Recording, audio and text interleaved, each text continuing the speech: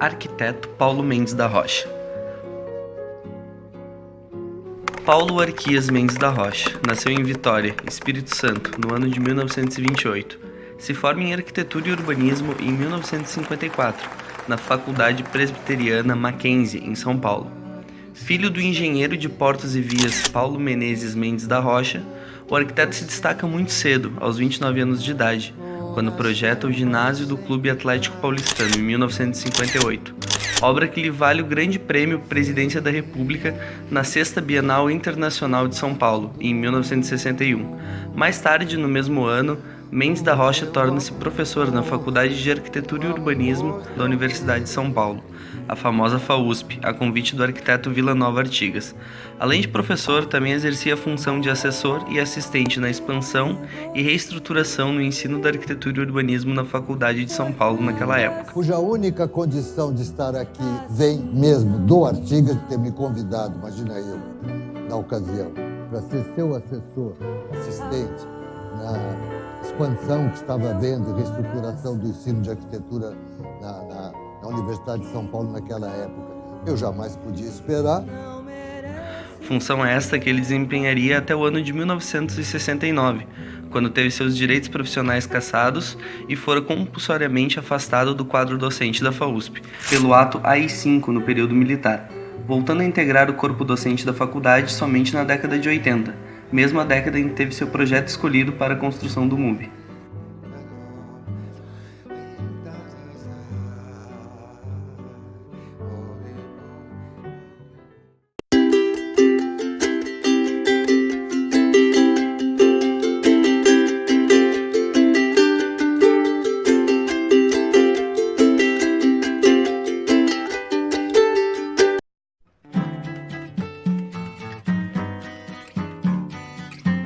MUB, Museu Brasileiro da Escultura e Ecologia. Para falar dessa obra, que é um dos ícones da arquitetura brasileira, precisamos voltar alguns anos, para a década de 50, quando começava a figurar no Brasil um movimento que faria um contraponto à produção da arquitetura brasileira da época, um movimento liderado por Vila Nova Artigas, Lima Bubardi, dentre outros arquitetos. Inauguravam no Brasil uma nova maneira de pensar a arquitetura. A ousadia de estruturas, verdade construtiva, tecnologia construtiva foram alguns dos pontos que marcaram este movimento. A arquitetura brutalista paulista sempre esteve atrelada a um discurso ético, com alto viés ideológico ligado ao comunismo. Em muitas obras dessa época, em âmbito nacional, é possível se perceber essa característica, assim como no caso do MUB, onde a obra fora pensada com o conceito de racionalidade construtiva e também onde a prioridade eram os espaços públicos ao invés do privado.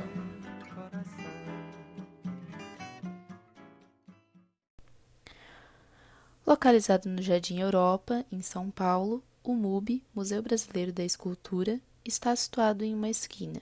Assim, ele possui duas fachadas muito importantes, uma que faz frente para a Avenida Europa, ao sul, e a outra frente do edifício para a Rua Alemanha, ao oeste. O local que foi implantado o museu é bastante nobre e é constituído basicamente de residências. Também é um bairro com muita vegetação, o que em São Paulo normalmente é raro. O edifício ele nasceu do desejo dos moradores ricos de não possuir nenhum edifício comercial no local. Então, contrataram Paulo Mendes da Rocha para criar uma proposta adequada para o terreno, que não interferisse no entorno, mas que possuísse usos, mas não interferisse nas residências. Concluído em 1995, o museu de 7.000 metros quadrados esconde-se basicamente abaixo do nível do solo, contendo um espaço público verde bem amplo, além de fornecer abrigo das fortes chuvas e do sol. Rocha ainda sutilmente definiu algumas áreas ao ar livre onde estão as esculturas. A primeira impressão sobre o museu é de que seu uso seria totalmente na parte externa, ignorando a existência do seu subsolo. A edificação é composta por formas regulares, sendo a mais notável o grande prisma retangular apoiado sobre os dois planos e também por formas irregulares.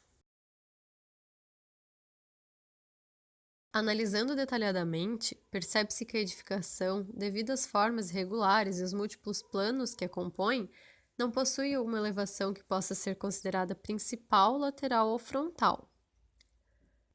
A sucessão e interrupção de superfícies estabelece uma relação com as duas vias públicas adjacentes, o que torna semelhante com um passeio ou um parque-jardim. O desnível foi utilizado a favor do projeto, compondo duas praças, uma alta e outra baixa, e as atividades foram divididas em 2 pavimentos. Portanto, o museu não se expressa como uma caixa fechada, apesar de transparecer inicialmente ser desse modo. O museu é em si uma paisagem modelada, estabelecendo referências urbanas, visuais e de escala em contraste com seu entorno, e que não se atém à noção convencional de um volume elevado sobre o terreno. A consistência, que também é formal, é consequência da identidade do edifício com o lugar, e valoriza por sua descrição e aspecto limpo. São vários os diálogos entre obra e entorno, criando um território comum, território este que é o da cidade, já que o projeto da praça do museu não previa cercamentos. Num cruzamento da cidade, o museu aparece como área de respiro, fazendo ecoar as intenções do arquiteto, para quem a escultura ao ar livre é muito mais significativa. Segundo o arquiteto, o projeto já nasceu como uma resposta ao urbano, uma praça com um marco, sendo ela mesma e seu subsolo referido museu. O edifício, definido por seu grande pórtico, tido como uma pedra no ar, carrega o significado de demarcar um território. A viga, o único elemento construído sobre o solo, é o portal de entrada do museu. É abrigo para manifestações artísticas escultórias e teatrais, passíveis de ocorrerem em sua topografia, que por escadas desce seguindo as margens do lote. A grande laje é uma sombra, um abrigo sobre passagem, um artefato da cidade que induz ao percurso cotidiano entre duas ruas, ao mesmo tempo em que monumentaliza o acesso ao seu interior. O museu, localizado no Jardim Europa, tem como vias principais de acesso a Rua Alemanha e a Avenida Europa. Apesar de inicialmente ser pensado como espaço aberto, que pudesse ser utilizado como uma praça ou parque a qualquer horário do dia, foi necessária a instalação de grades nos limites do lote, pois infelizmente ocorreram casos de depredações ao edifício.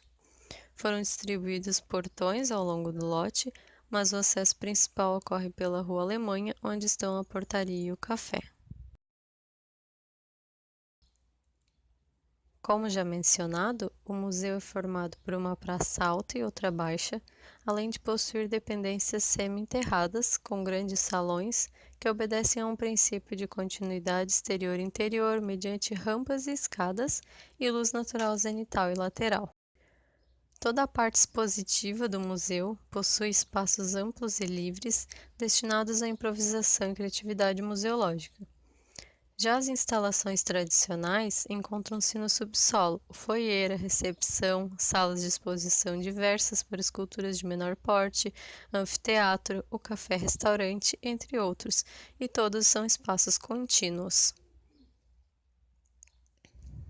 Portanto, sua disposição permite uma circulação que se faz por continuidade entre os ambientes e entre o espaço interior e exterior do museu. Os espaços internos possibilitam que os usuários tracem percursos abertos e que desenvolvam seus próprios caminhos. Organograma. A organização do MUBI começa então pelo térreo. No centro do terreno temos o teatro aberto. Em cima do teatro tem a laje de concreto com 60 metros de vão. Ao lado oposto da Avenida Europa, a esplanada de exposições, Largo da Entrada e um espelho d'água. No lado da Avenida Europa, continuação da esplanada de exposições. Na frente, mais espelho d'água e nos fundos temos os jardins. Continuando então com o organograma. Descendo, temos o subsolo, que começa então pelo Largo da Entrada. Ao lado, temos a administração e 2 salas de exposições, do Burle Marx. Também temos sanitários e camarins, cozinha, ateliês e oficinas. E mais uma sala com exposições, a Pinacoteca, todos por acesso com corredores e rampas. Ao lado dessa sala de exposições, temos o grande salão de exposições, com acesso para a casa de máquinas. Ao lado do grande salão, o pequeno salão de exposições, livraria e loja, que fica entre o auditório e o restaurante café. E na entrada do restaurante tem os sanitários. Fluxograma. Para entendermos melhor, tudo começou primeiramente por um estudo. Paulo Mendes da Rocha percebeu que deveria ter um belo jardim, lugares amplos para as esculturas, aonde tudo se tratasse de uma paisagem. E então veio o projeto, mas continuando nesse estudo, teve uma organização de um contexto todo, sobre as vias, que era perpendicular à Avenida Europa, os eixos das vias de acesso, recompondo o eixo da Rua Alemanha. Depois estudou os desníveis, com 3,5 metros de diferença de cota, tendo o museu 70% subterrâneo. No nível mais baixo, uma criação de jardins para contemplar as esculturas.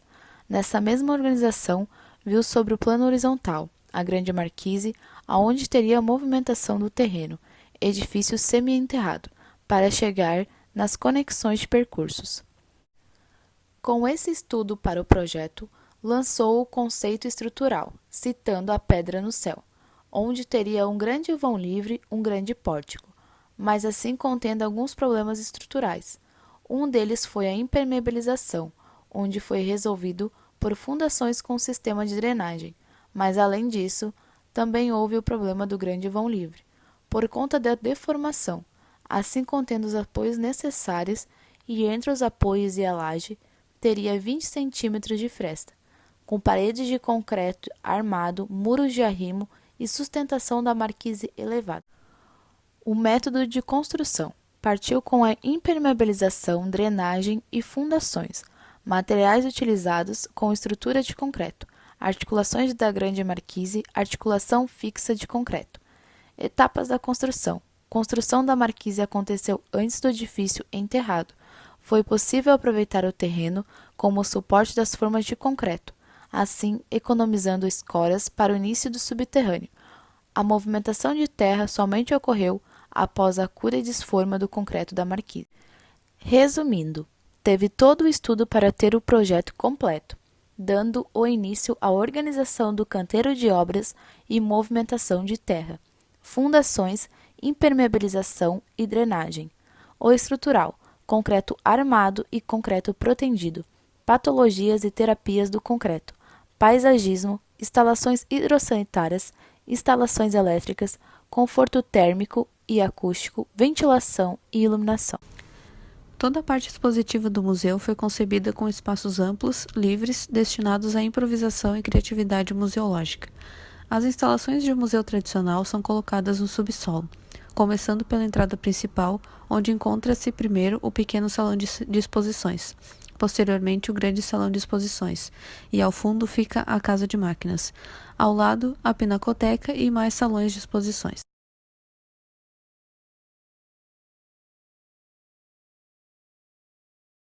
Também localiza-se no centro a cozinha, banheiros e sala de ateliê. Após este espaço, encontra-se a área administrativa. Voltando ao lado do salão de exposições pequeno, localizado no ângulo do terreno triangular, está o auditório com capacidade para 192 pessoas, além da livraria e o restaurante.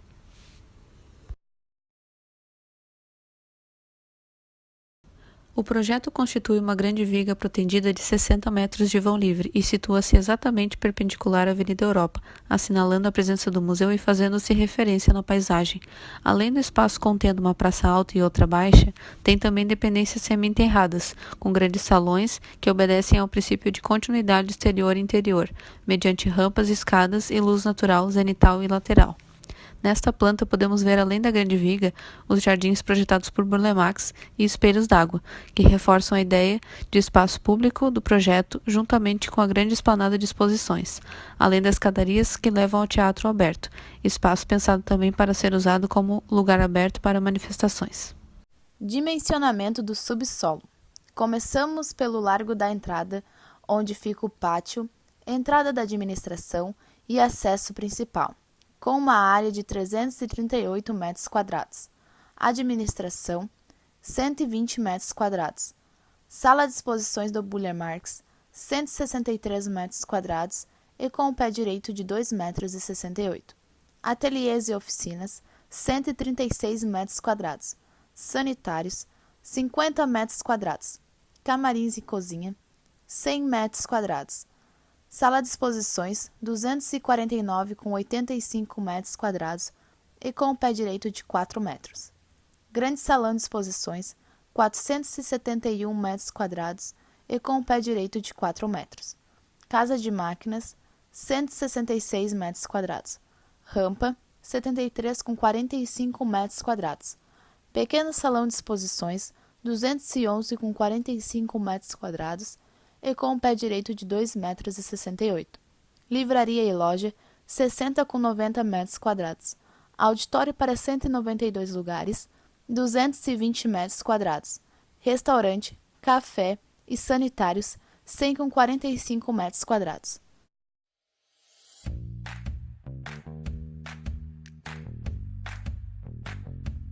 Estrutura. A concepção estrutural do MUBI foi desenvolvida pelo engenheiro Mário Franco. Quando foi procurado por Paulo Mendes da Rocha, o arquiteto comentou com Mário que queria colocar uma pedra no céu.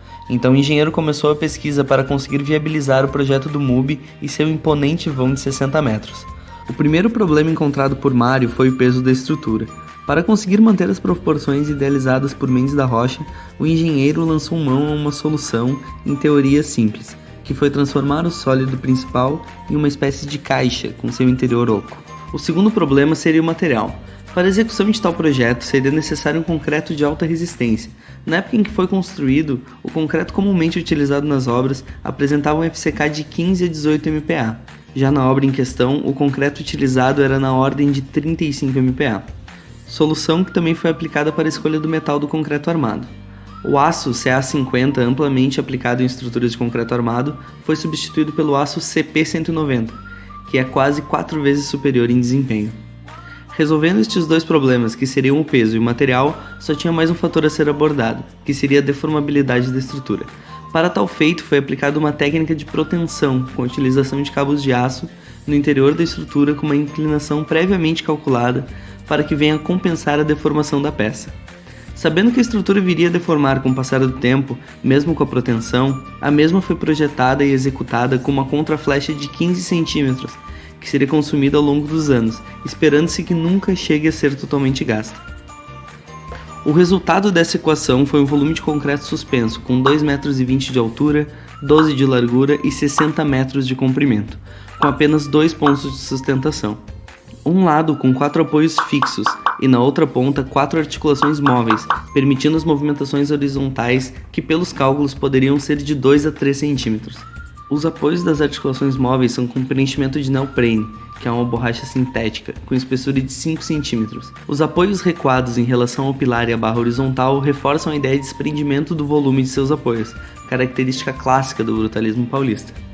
Assim como a barra principal suspensa, todo o restante do museu é feito de concreto armado e lajes nervuradas protendidas. A laje tem 10 cm de espessura e suas nervuras estão distribuídas a cada 2,45 metros. Os vãos da parte inferior do museu são de 18 metros e se apoiam em paredes de concreto armado que funcionam também como pilares. No auditório, outra ousadia estrutural. As nervuras acompanham o desenho dos assentos, resultando em vigas protendidas em curva. Uma curiosidade na construção e execução do museu é que eles começaram a construção literalmente pela parte de cima. A primeira parte a ser executada foi a Grande Pedra no Céu, pois utilizaram a topografia original do terreno para suporte das formas de concreto, o que economizou em escoras e cimbramentos.